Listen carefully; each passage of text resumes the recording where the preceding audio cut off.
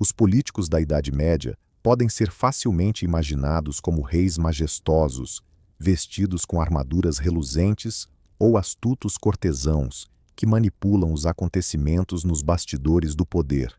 No entanto, a realidade política desse período era bem diferente do que conhecemos hoje. As eleições e os parlamentos eram uma ideia distante. A luta pelo poder era muitas vezes resolvida com espadas, e não com campanhas eleitorais. Já parou para pensar como era carregar o peso do poder numa época de castelos, cavaleiros e uma fé inabalável em Deus? Neste filme, vamos explorar quem eram os responsáveis por determinar o destino das nações e como alguém conseguia alcançar tais posições. Você verá como era a rotina de um governante medieval, repleta de obrigações e privilégios, além das intrigas, batalhas e perigos que cercavam a nobreza da época. Também iremos acompanhar a gradual participação dos cidadãos comuns na política. Em breve, vamos desvendar as diferenças entre a política medieval e a contemporânea, além de encontrar semelhanças surpreendentes. Prepare-se para uma jornada pelas câmaras de poder da Idade Média. Na Idade Média, seria inútil procurar pelo conceito moderno de político. O poder estava concentrado nas mãos de uma elite restrita, formada pela nobreza e altos dignitários da Igreja. No topo dessa hierarquia estavam os reis e imperadores, que eram considerados governantes por graça divina, ou seja, possuíam um poder legitimado por Deus. O trono costumava ser uma herança familiar, tornando a realeza um direito de sangue, e não uma escolha. Contudo, havia exceções a essa regra. Por exemplo, o imperador do Sacro Império Romano, que é o precursor da Alemanha atual, era um governante eleito por um seleto grupo de príncipes e arcebispos influentes. Essa situação era uma exceção que reforçava a predominância da política aristocrática e hereditária. Logo abaixo do soberano, encontravam-se os nobres, poderosos príncipes, condes, barões e cavaleiros que governavam diversas regiões e propriedades. Esses nobres frequentemente exerciam um grande poder local, e o rei não poderia ignorá-los. Embora o rei teoricamente governasse todo o reino, na prática, dependia da lealdade de seus nobres, que lhe prestavam um juramento de fidelidade. Em troca, recebiam terras, feudos e títulos. Era uma verdadeira pirâmide de obrigações mútuas. O rei no topo, mas sua força dependia do apoio dos nobres, que arrecadavam impostos, comandavam tropas e administravam a justiça em seus territórios. Se um príncipe poderoso decidisse desobedecer ao rei, isso poderia criar sérios problemas para o reino. Por isso, governantes astutos mantinham seus nobres próximos, buscando sempre sua opinião e tentando conquistá-los. A Igreja também era um pilar fundamental do poder medieval. O Papa em Roma era visto como a máxima autoridade espiritual e frequentemente se envolvia em questões seculares, coroando imperadores, resolvendo disputas entre reis e convocando cruzadas. Arcebispos e bispos, de fato, eram figuras políticas de sua época, administrando províncias eclesiásticas, mas também controlando vastas terras e títulos. Havia, por exemplo, príncipes-bispos que governavam cidades e castelos como verdadeiros senhores seculares. Muitas vezes, essas altas personalidades eclesiásticas vinham de famílias nobres. Filhos de famílias nobres frequentemente se tornavam bispos ou abades, criando uma intersecção entre o poder secular e o eclesiástico. A Igreja desempenhava um papel crucial na política da época. Por exemplo, os chanceleres ingleses e franceses, que ocupavam os cargos mais altos da realeza, eram frequentemente bispos que aconselhavam os reis e colaboravam na administração do Estado. Apenas uma minoria pertencia a esse círculo elitista, onde a linhagem era fundamental. Ter uma origem nobre abria automaticamente portas para diversas influências, enquanto uma pessoa sem título enfrentava enormes dificuldades para acessar o governo. Contudo, havia exceções que desafiavam essa norma. Às vezes, a Igreja permitia que indivíduos talentosos, mesmo de origens humildes, alcançassem posições elevadas. Registros medievais narram a trajetória de estudantes pobres que, devido à educação, tornaram-se bispos ou até papas. Um exemplo notável foi Gerbert de Aurillac, um simples monge do século X, cuja erudição o levou a se tornar o Papa Silvestre II. No entanto, essas histórias eram raras. O cenário político era dominado pela aristocracia. Se alguém sem título quisesse conquistar influência, o máximo que poderia esperar era um favor real. Conselheiros astutos poderiam ser elevados à baixa nobreza como recompensa, ou, por meio de uma fortuna acumulada no comércio, comprar um título nobiliárquico. A vasta maioria da sociedade medieval, agricultores, artesãos e pequenos comerciantes, permanecia distante das decisões políticas. A condução do país era uma prerrogativa do chamado povo político, que incluía a nobreza e o alto clero. As pessoas comuns não tinham voz no governo. Seu papel era ouvir ou, em situações extremas, se rebelar caso os governantes falhassem. Embora não houvesse democracia no sentido moderno, como veremos em breve, os governantes medievais também precisavam levar em conta as opiniões dos poderosos e, mais adiante, até mesmo das cidades ricas. Antes de explorarmos isso, vamos imaginar como era a vida cotidiana de um governante medieval e tudo o que isso envolvia. A próxima parte nos mostrará que não se tratava apenas de exibir uma capa real, mas de um trabalho árduo do amanhecer ao anoitecer. Vamos visualizar um dia típico na vida de um monarca medieval.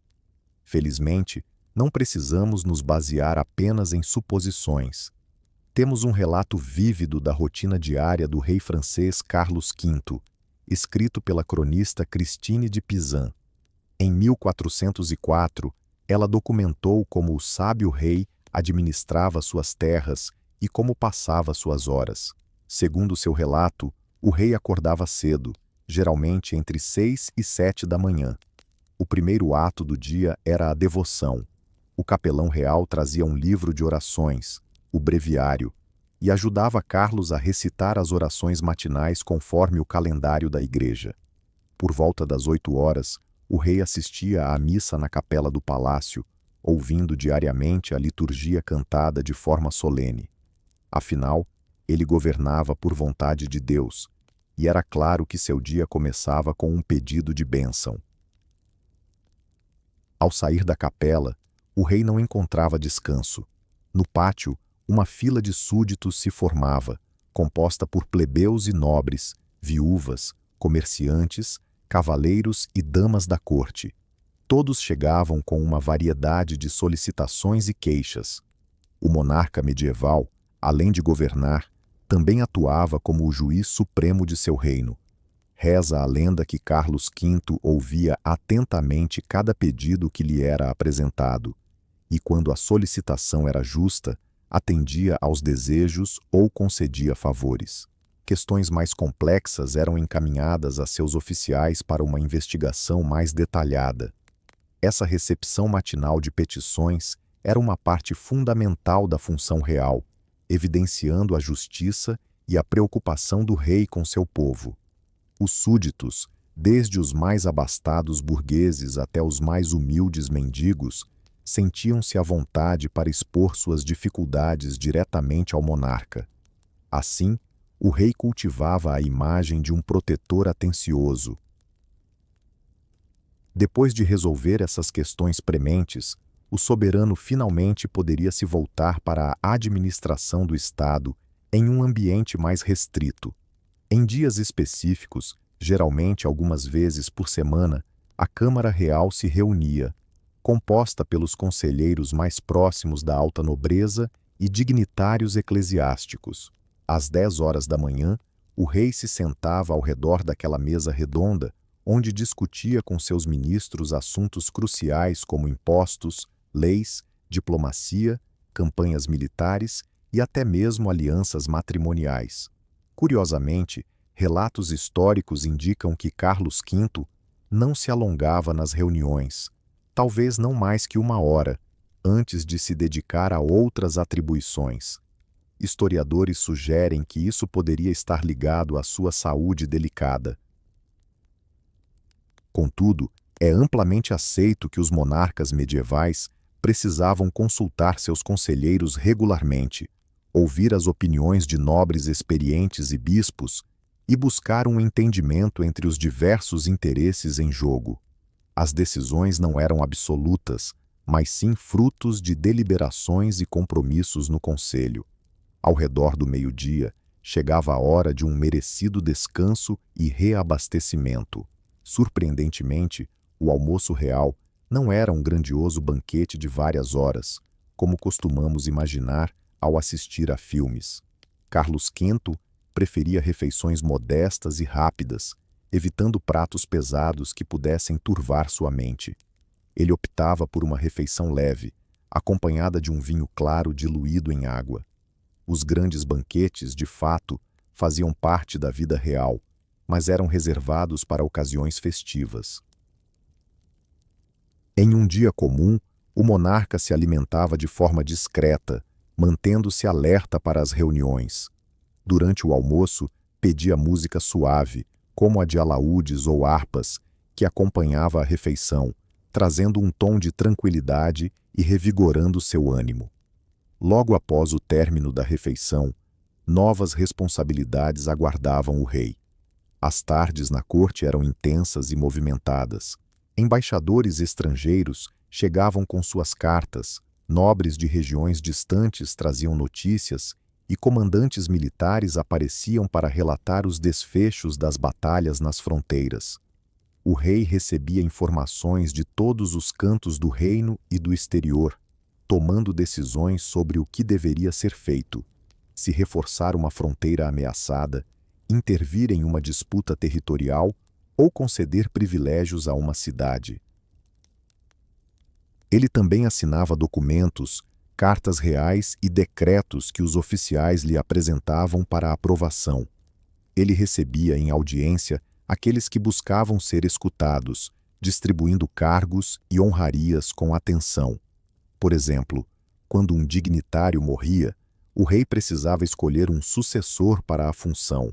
Essa parte da tarde assemelhava-se ao trabalho de um chefe de Estado moderno, mas com a diferença de que tudo ocorria pessoalmente, olho no olho, em uma sala repleta de pessoas aguardando decisões.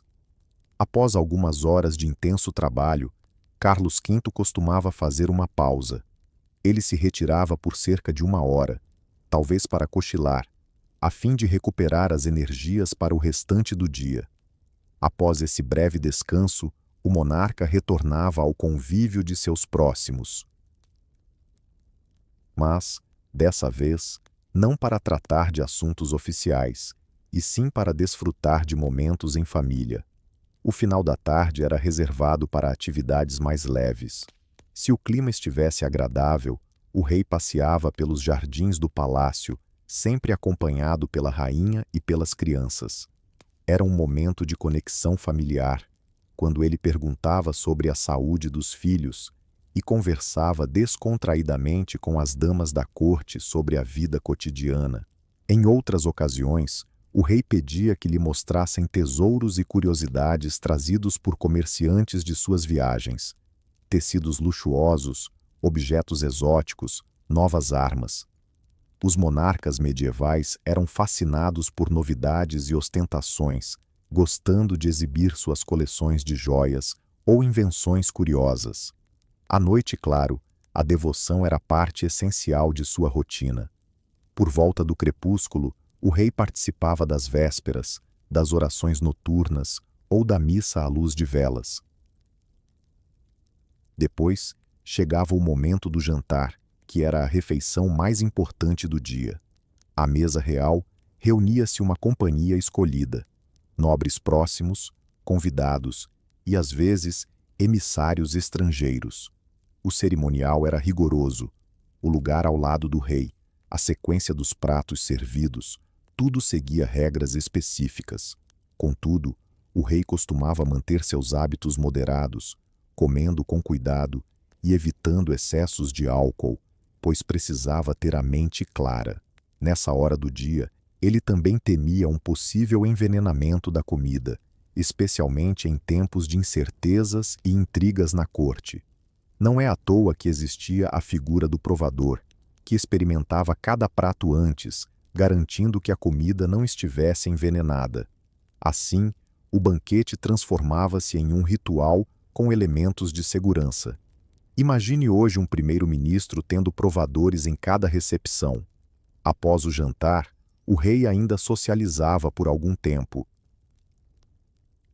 Frequentemente, havia apresentações musicais ou teatrais para o entretenimento da corte. Trompetistas tocavam, recitadores declamavam poesias e, por vezes, jogava-se tabuleiro ou xadrez com convidados importantes. Para o monarca medieval, isso não era apenas diversão, mas uma continuação da representação e do fortalecimento de laços. Por volta das 9 ou 10 da noite, o monarca se retirava para a cama, encerrando o dia com uma oração antes de se deitar. Novamente, na presença de servos, que o ajudavam a despir-se das pesadas vestes e garantiam a segurança em seus aposentos. Essa descrição revela que a vida cotidiana de um monarca medieval era, de fato, repleta de obrigações, desde o amanhecer até o crepúsculo, com cada hora tendo seu propósito. Oração, reuniões, julgamentos, refeições, encontros diplomáticos, descanso e diversão, tudo seguindo um ritmo meticuloso. Apesar de o rei desfrutar das comodidades de sua época, com cada aspecto de seu conforto sendo meticulosamente administrado por seus servos, seu tempo não lhe pertencia. Como bem apontam os cronistas, ele era, de certa forma, um governante absoluto, mas, ao mesmo tempo, um prisioneiro das normas e expectativas de seu povo. Era sua obrigação constante representar, tomar decisões e garantir a ordem. Um provérbio da época diz que o rei é o mais diligente dos servos de seu reino, e, de fato, embora recebesse serviços, ele mesmo servia incessantemente a um propósito maior, sua nação. É importante notar que nem todos os monarcas medievais levavam uma vida tão pacata e organizada como Carlos V. Muitos deles se viam frequentemente envolvidos em viagens e batalhas. As cortes reais eram muitas vezes nômades, especialmente no início da Idade Média. O rei não possuía uma capital fixa, mas circulava de castelo em castelo com toda a sua comitiva. Essa prática era bastante funcional, pois um único castelo não conseguia sustentar por muito tempo uma grande entourage real. Assim, o soberano se deslocava para não esgotar os recursos da região. Através de suas viagens, ele também afirmava sua presença em diversas partes do reino, realizando julgamentos, recebendo representantes locais e se mostrando ao povo. Por exemplo, os reis tchecos do século XIII percorriam a Morávia e a Boêmia para fortalecer seu domínio. Os monarcas ingleses, antes da fundação de Westminster, também viajavam entre os castelos dos nobres, onde eram acolhidos por seus vassalos. Mesmo no final da Idade Média, quando cidades como Praga, Paris e Londres já existiam, os soberanos frequentemente as deixavam de lado em prol de campanhas militares ou viagens ao exterior. Assim, ser um governante significava estar em constante movimento, sempre preparado para montar a cavalo a qualquer chamado. Da mesma forma, os nobres de alta linhagem em suas regiões tinham um dia a dia igualmente atarefado, embora em menor escala. Cada senhor de castelo precisava gerenciar suas propriedades, supervisionando a coleta de impostos e tributos, resolvendo conflitos entre camponeses ou designando um alcaide para tratar de questões comuns. também se preocupava com a defesa de suas terras e a prontidão de suas tropas. Além disso, tinha obrigações para com o rei, como enviar soldados quando era declarada guerra ou comparecer pessoalmente à corte real quando convocado para reuniões ou cerimônias. Para manter seu prestígio, o nobre organizava caçadas para os vizinhos, banquetes para aliados e apoiava igrejas e mosteiros locais como um patrono generoso. Em meio a tudo isso, ele treinava a si mesmo e seus cavaleiros para estarem sempre prontos para a batalha.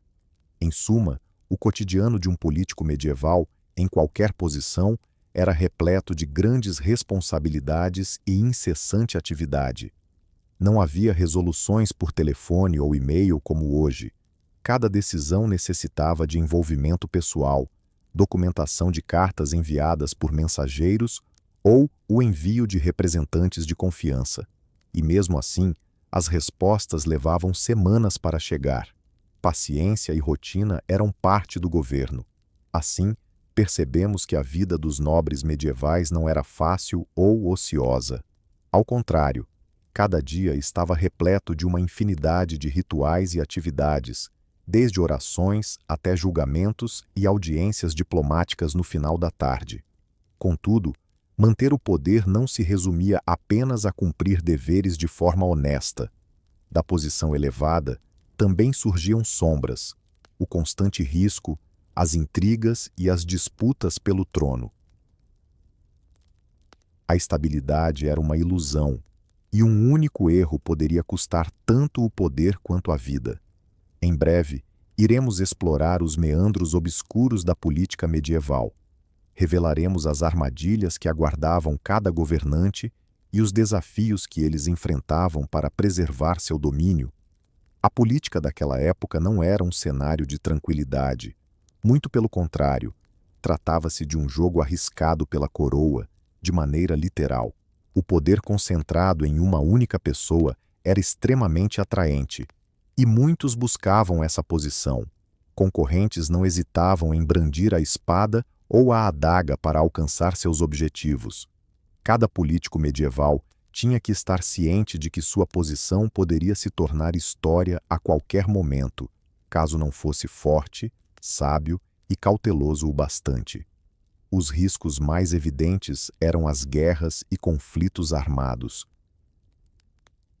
A Idade Média foi marcada por incontáveis batalhas em que a coroa real era disputada no campo de luta. Conflitos dinásticos frequentemente se transformavam em longas guerras civis. Um exemplo notável é a famosa Guerra das Rosas, no século X, quando dois ramos da família real, Lancaster e York, se enfrentaram pelo poder, deixando o país devastado por décadas de batalhas, assassinatos e execuções de nobres. Durante esses tumultos, muitos reis e príncipes encontraram a morte. Guerras por poder semelhantes não eram exclusivas da Inglaterra. Essa luta pela sucessão na Idade Média era muitas vezes brutal. Os governantes precisavam defender suas reivindicações com armas em punho. Na verdade, pode-se afirmar que a guerra era a continuidade da política sob outras formas, como mais tarde definiu o teórico Clausewitz. No campo de batalha, os políticos medievais passavam uma quantidade significativa de tempo. O ideal do rei cavaleiro prevalecia, um monarca que liderava seus homens com coragem. Por exemplo, Ricardo Coração de Leão, o icônico rei inglês, passou cerca de 6 meses dos seus 10 anos de reinado em solo inglês. O restante do tempo foi dedicado a guerras no exterior, especialmente durante as cruzadas e na defesa de suas posses na França. Assim, suas obrigações reais eram, na maior parte, realizadas no acampamento militar e não no palácio. Muitos governantes enfrentavam desafios semelhantes, lutando incessantemente. Era para repelir invasores? Os reinos húngaros, por exemplo, enfrentaram as invasões mongóis e, posteriormente, otomanas, ou então conduziram guerras ofensivas para expandir suas fronteiras. A guerra, por sua vez, era um empreendimento arriscado, e muitos reis encontraram a morte no campo de batalha. O rei Checo Przemysl de Tokar, por exemplo, morreu em 1278 na Batalha da Morávia contra um rival da dinastia Habsburgo. O rei francês Luís I sucumbiu à peste durante uma cruzada, enquanto o inglês Ricardo II perdeu a vida na Batalha de Bosworth em 1485. Ser um político medieval significava, portanto, viver com a constante possibilidade de morrer em combate, uma realidade distante para os ministros de hoje. Contudo, o perigo estava frequentemente mais próximo do que no campo de batalha, dentro dos próprios muros da corte real. Intrigas e traições eram uma constante. Cada governante lidava com uma multitude de nobres ambiciosos e cortesãos, muitos dos quais almejavam mais poder. Uma mera suspeita sobre a ineficácia ou desinteresse do monarca poderia dar início a planos conspiratórios. Uma taça de vinho envenenado, um assassino oculto no quarto, emboscadas disfarçadas de acidentes durante a caça. Todas essas eram armadilhas que esperavam nas sombras. Na Idade Média, tudo isso realmente acontecia. Os governantes estavam sempre em estado de alerta, mesmo em relação aos seus mais íntimos.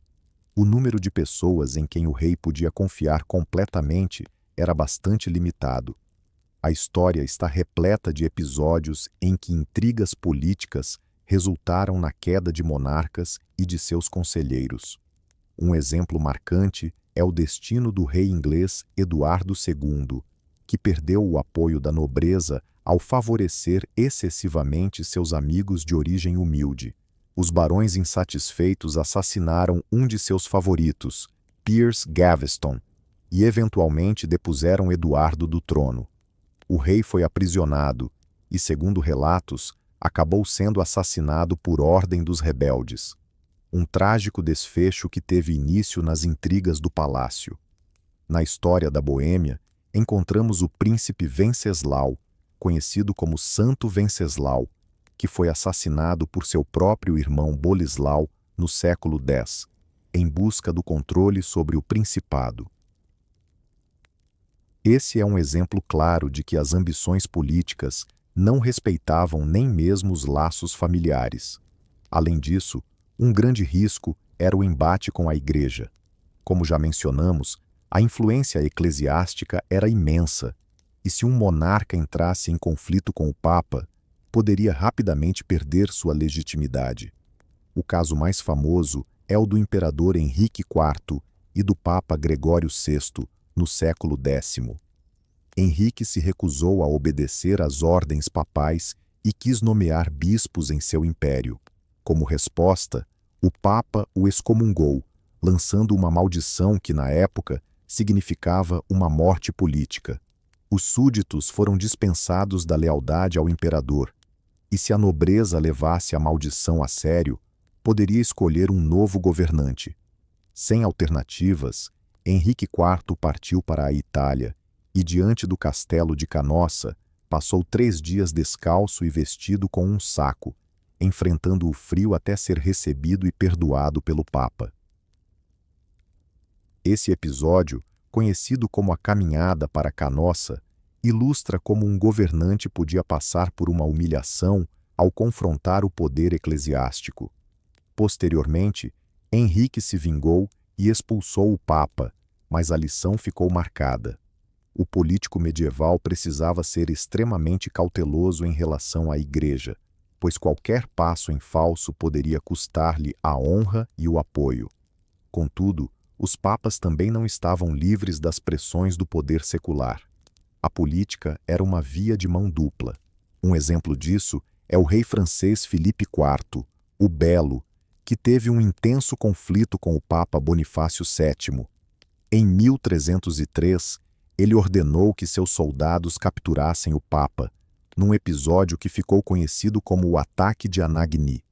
Bonifácio faleceu logo após, e Filipe promoveu a eleição de um Papa que lhe fosse favorável. A corte papal até se transferiu para Avignon sob a supervisão dos reis franceses por 70 anos. Esse foi o resultado de uma batalha política que, embora diplomática e nos bastidores, foi igualmente severa. Assim, o político medieval precisava navegar com destreza, evitando a maldição da Igreja, enquanto garantias de poder contra as reivindicações eclesiásticas. Era um equilíbrio constante entre a coroa e a cruz, além das traiçoeiras águas das alianças pessoais e dos casamentos dinásticos. Os casamentos entre nobres e governantes não eram apenas questões de amor. Na maioria das vezes, o amor sequer existia. O que realmente contava eram os acordos políticos entre famílias e estados. A diplomacia matrimonial era uma das principais ferramentas para forjar alianças. A filha que se casou com o príncipe do reino vizinho poderia assegurar que ele se tornasse um aliado, ao invés de um adversário. Por outro lado, o filho que se unisse à princesa poderia reivindicar seu legado. Quantas guerras foram desencadeadas por essas disputas? A Guerra dos 100 Anos entre Inglaterra e França, por exemplo, teve suas raízes na descendência do rei inglês, que por via materna era neto do rei francês e buscava o trono francês. Na política medieval, ser um bom governante exigia também ser um astuto estrategista familiar. Cada nascimento ou aliança matrimonial tinha o potencial de alterar as dinâmicas de poder, e quando os objetivos não eram alcançados pelo matrimônio, novas intrigas ou até mesmo a força eram utilizadas. O cenário da alta política medieval era, sem dúvida, repleto de incertezas. Reis e príncipes viviam na constante expectativa de que o dia seguinte poderia trazer uma rebelião, uma invasão ou uma traição de seus mais próximos aliados. Estar sempre vigilante era uma necessidade. A paranoia, até certo ponto, fazia parte do jogo de sobrevivência. Confiar em cada sorriso que se via na corte não era uma opção sensata. Os governantes criavam redes de informantes e espiões para se manterem informados sobre possíveis conspirações. Os políticos mais eficazes daquela era se destacavam não apenas pela bravura, mas principalmente pela astúcia, habilidades diplomáticas e firmeza. Não é à toa que, no final da Idade Média, em 1513, o estadista florentino Nicolau Maquiavel publicou sua famosa obra O Príncipe, que orientava os governantes sobre como agir de maneira fria e calculada, sem hesitar em recorrer a artifícios ou crueldade, se necessário, para preservar o Estado. Maquiavel se baseava em sua vivência na política renascentista italiana, que, por sua vez, era um legado direto da Idade Média. Em outras palavras, reis e príncipes medievais já eram maquiavélicos muito antes de Maquiavel. Aqueles que não eram suficientemente astutos eram rapidamente removidos por seus concorrentes. Apesar de todas as intrigas e conflitos, a política medieval não era totalmente desprovida de regras. As guerras se entrelaçavam com tentativas de paz. A Igreja buscava estabelecer limites morais, como a paz de Deus, que proibia combates em determinados dias festivos.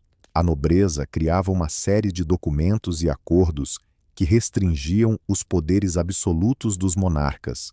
Portanto, não podemos visualizar a Idade Média como um caos onde o mais forte sempre prevalece. Os cavaleiros respeitavam o conceito de honra e ordem. Contudo, a realidade frequentemente se distanciava desses ideais, tornando a luta pelo poder extremamente desafiadora. Até aqui, focamos no universo dos reis, nobres e prelados, ou seja, na aristocracia em seu auge. Mas será que a política era um privilégio apenas da nobreza e da Igreja? A partir do século X, uma nova camada social começou a ganhar destaque. Os burgueses, habitantes das cidades medievais em crescimento. Com eles, surgiu um elemento revolucionário na política: o dinheiro e as autarquias coletivas. Em breve, exploraremos como essas cidades prósperas conquistaram influência e por que até os reis precisavam ouvir a voz dos comerciantes bem-sucedidos. A partir do século X, a Europa experimentou um verdadeiro renascimento urbano. Centros comerciais floresciam, guildas de artesãos se formavam, feiras surgiam, e rotas comerciais de longa distância se estabeleciam, trazendo riqueza a novas classes que não eram de origem nobre. Essa transformação social deu origem a uma poderosa classe burguesa. Os monarcas e a elite aristocrática logo perceberam que as cidades prósperas poderiam ser tanto aliadas valiosas quanto rivais perigosos.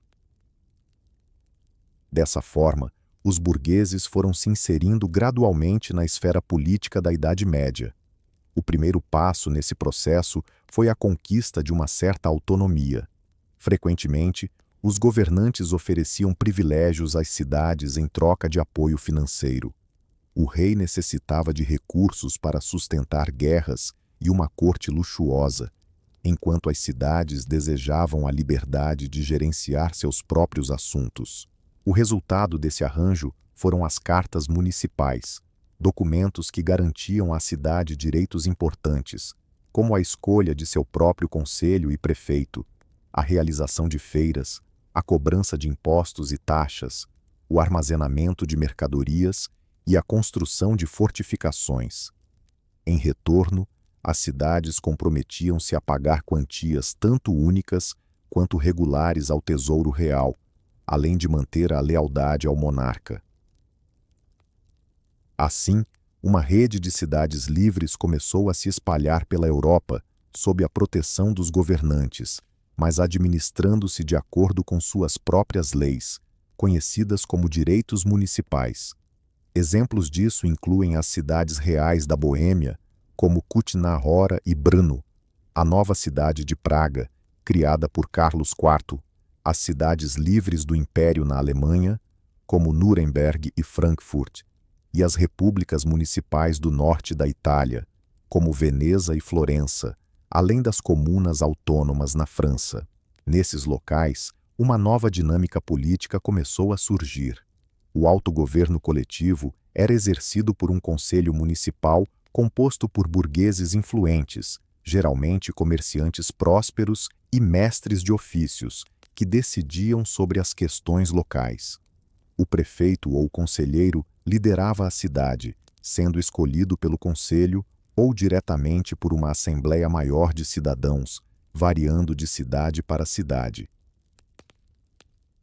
Por exemplo, em Londres, no século XIV, as eleições para prefeito ocorriam anualmente, com candidatos selecionados pelo Conselho Municipal e ratificados pelos vereadores. O prefeito eleito representava Londres diante do rei, supervisionava a aplicação das leis municipais e convocava assembleias para discutir questões relevantes.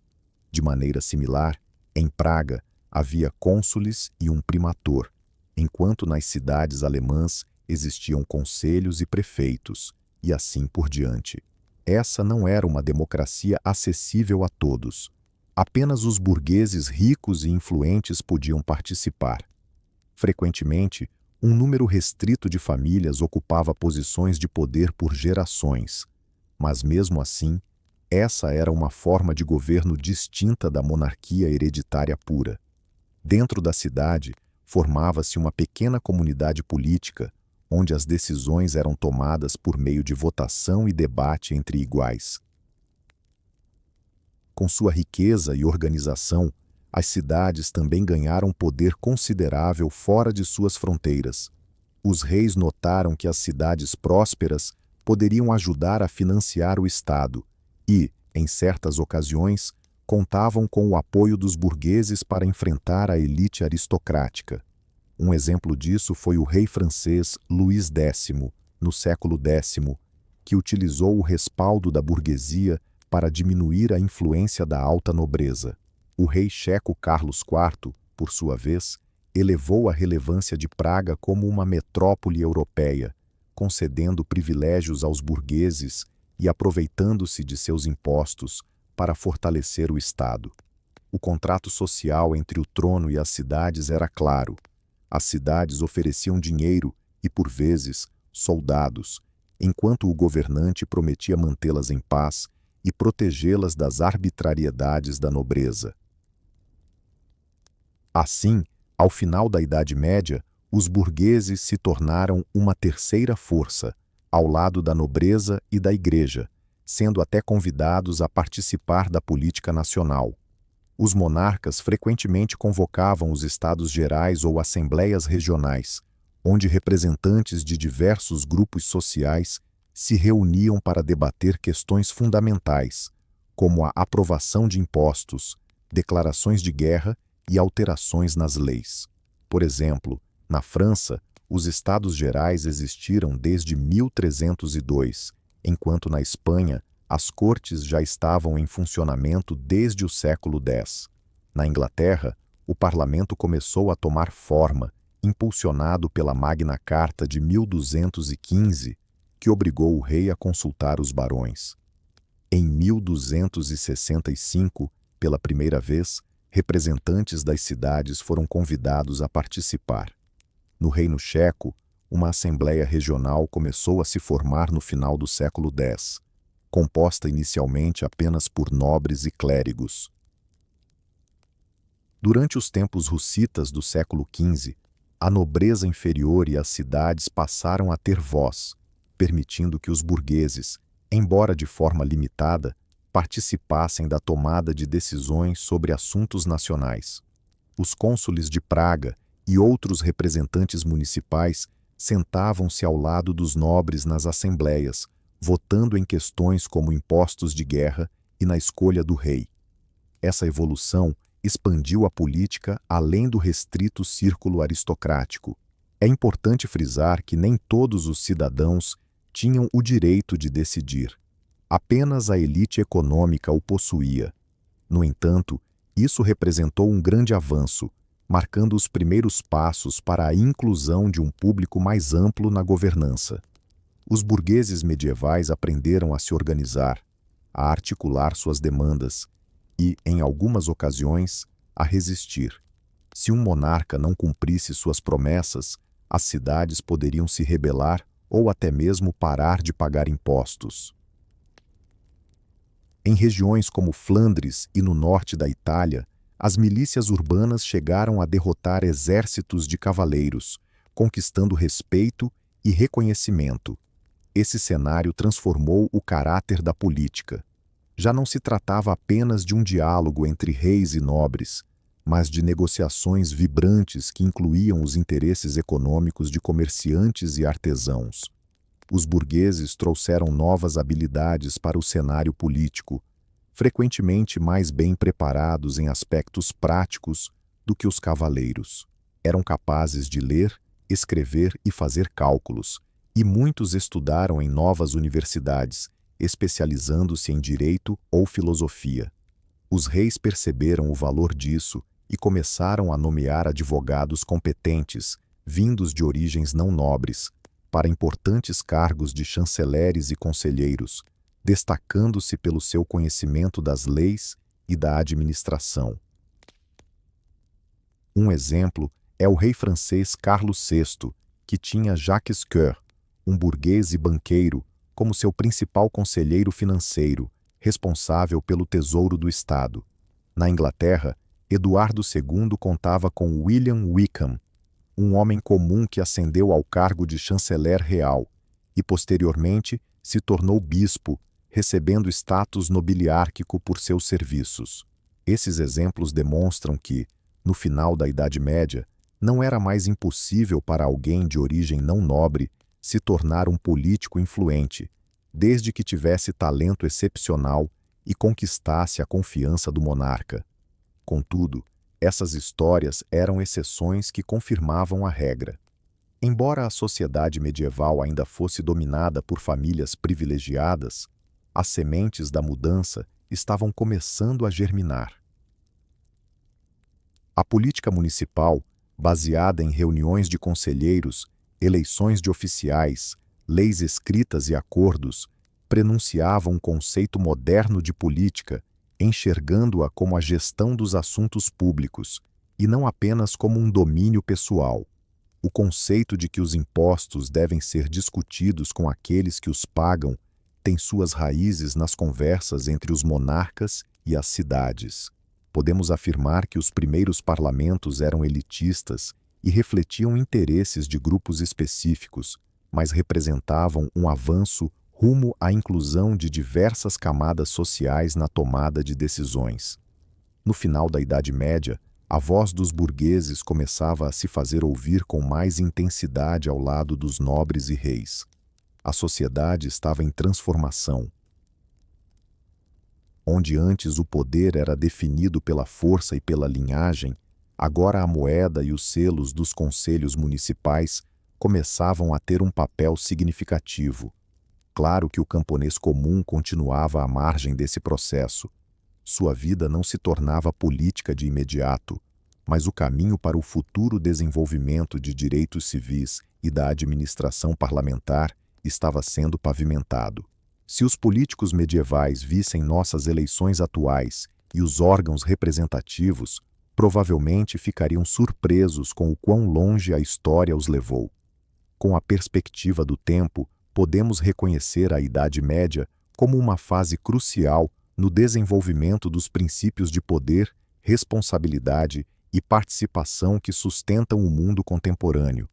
Então, o que a história da política medieval nos ensina hoje? Quais são as diferenças entre nossa realidade atual e os tempos de reis e cavaleiros, e o que ainda permanece inalterado? É isso que iremos explorar agora, fazendo um resumo e conectando com o presente. Ao revisitar a política medieval, percebemos uma transformação imensa da sociedade. O mundo em que poucos detinham o poder, enquanto a maioria permanecia sem voz, foi gradualmente substituído pelo atual sistema democrático, embora essa transição não tenha ocorrido em todos os lugares. Hoje, é comum pensarmos que os governantes devem prestar contas ao povo, que existem constituições, eleições, direitos humanos e uma divisão do poder entre várias instituições. Na Idade Média, nada disso era realidade. O governante era a própria lei, governando por toda a vida, e no início, sem prestar contas a ninguém. Somente com o passar dos séculos e com a contribuição inicial da Idade Média, chegamos aos princípios que conhecemos hoje. Um político daquela época provavelmente não entenderia que cidadãos comuns podem substituir um governante nas urnas, em vez de recorrer à revolta. A ideia de um rei abdicar por ter perdido uma votação seria incompreensível para ele. Hoje, primeiros ministros e presidentes não possuem sangue azul e precisam conquistar a confiança dos eleitores. Essa é a principal diferença. O poder já não é encarado como um privilégio concedido de forma autoritária, mas sim como um serviço público temporário. Quando um político não nos agrada, temos a opção legal de substituí-lo. Na Idade Média, a única alternativa era se insurgir se a situação se tornasse insustentável. O Estado de Direito e o sistema de freios e contrapesos atuais evitam que uma única pessoa poderosa tome decisões arbitrárias sobre a vida de todos. Essa concentração de poder, característica dos reis medievais, é agora uma exceção, exceto em algumas ditaduras. No entanto, na essência da política e na natureza humana, ainda encontramos semelhanças surpreendentes. A política continua sendo uma batalha por poder e interesses. Hoje, em vez de espadas, usamos palavras, leis, a opinião pública e a mídia. Intrigas, alianças e rivalidades ainda estão presentes, embora de uma maneira mais civilizada. Os políticos contemporâneos também se unem em alianças estratégicas. Muitas vezes, suas manobras ocorrem nas sombras, com o intuito de desestabilizar adversários. Felizmente, isso é mais figurativo do que literal. Assim, os jogos de poder permanecem semelhantes em essência. apenas mudaram dos campos de batalha para os parlamentos e as telas da televisão. Os escândalos políticos atuais, as gravações secretas e os vazamentos de informações se assemelham às intrigas das cortes medievais, onde um conselheiro tentava derrubar o outro diante do rei. Ademais, o carisma e a popularidade de um líder sempre foram cruciais. O monarca medieval precisava inspirar respeito tanto entre a nobreza quanto entre o povo, pois, do contrário, corria o risco de um levante. Hoje, um governante necessita conquistar o apoio dos eleitores, sob pena de perder as eleições. Certos conceitos e instituições têm raízes na Idade Média. Os títulos como ministro, chanceler e marechal eram originalmente posições nobres nas cortes. A palavra ministro deriva do latim e significa servo, referindo-se ao conselheiro real. Atualmente, os ministros são os servos do Estado. Os parlamentos evoluíram a partir das assembleias estaduais, e as leis, como o direito consuetudinário inglês ou os bolos de ouro húngaros, começaram a ser codificadas já na Idade Média, estabelecendo as bases para a legislação moderna. O conceito de cidadania também se origina das cidades, onde o burguês era o cidadão medieval com direitos especiais. Assim, nossa noção de cidadania no estado atual se desenvolveu a partir dessa herança. Portanto, a continuidade histórica é ininterrupta, apenas se transformou. As narrativas dos políticos medievais nos ensinam valores cruciais. Por exemplo, o quanto é perigoso quando o poder fica concentrado sem controle. Na época, as intrigas e a violência eram comuns, pois não havia mecanismos pacíficos para a transferência de poder. Hoje, contamos com constituições e eleições que asseguram que os governantes mudem sem conflitos sangrentos. Essa é uma conquista que devemos valorizar, resultado de um desenvolvimento gradual ao longo de períodos tumultuados. As guerras medievais pelo trono nos alertam sobre os perigos do poder ilimitado e da ambição desenfreada. Por outro lado, a busca de monarcas por justiça, como quando um rei pessoalmente decidia disputas dos menos favorecidos sob uma árvore, como Luís I da França, pode nos inspirar a governar com empatia em relação ao bem-estar dos cidadãos. A noção de que o governo deve garantir ordem, estabilidade e justiça, como se esperava do rei na Idade Média, ainda é pertinente nos dias de hoje. Ao refletir sobre a Idade Média sob a luz da contemporaneidade, sentimos um alívio por viver em uma sociedade democrática atual. Não precisamos mais temer que alguém nos governe apenas por causa de um título de nobreza. E se não concordarmos com a liderança do país, podemos expressar isso abertamente, sem o receio de represálias. Contudo, olhar para o passado também nos inspira respeito, ao reconhecermos o quanto a sociedade evoluiu. Os políticos medievais foram os pilares da estatalidade, estabelecendo a ideia de que até mesmo um rei deve seguir certas normas, que na época eram ordens divinas ou tradições. O entendimento de que o governo não deve ser uma mera arbitrariedade, mas deve atuar para preservar a coletividade, foi gradualmente moldando a política moderna. Para resumir, ser político na Idade Média era assumir um grande fardo de poder, repleto de desafios pessoais. Era uma época em que as decisões eram tomadas de forma direta, muitas vezes com uma espada em uma mão e uma oração nos lábios. Hoje, as coisas mudaram, mas elementos como a ambição, a responsabilidade e a moralidade continuam sendo fundamentais.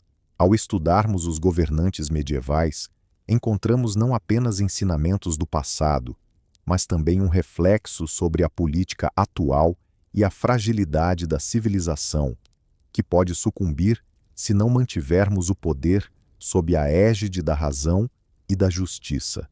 Agradeço a todos vocês por me acompanharem nessa jornada pelas complexidades da política medieval. Se gostaram do vídeo, ficarei muito grato se puderem deixar um like e compartilhar com outras pessoas. Cuidem-se bem e até a próxima. M.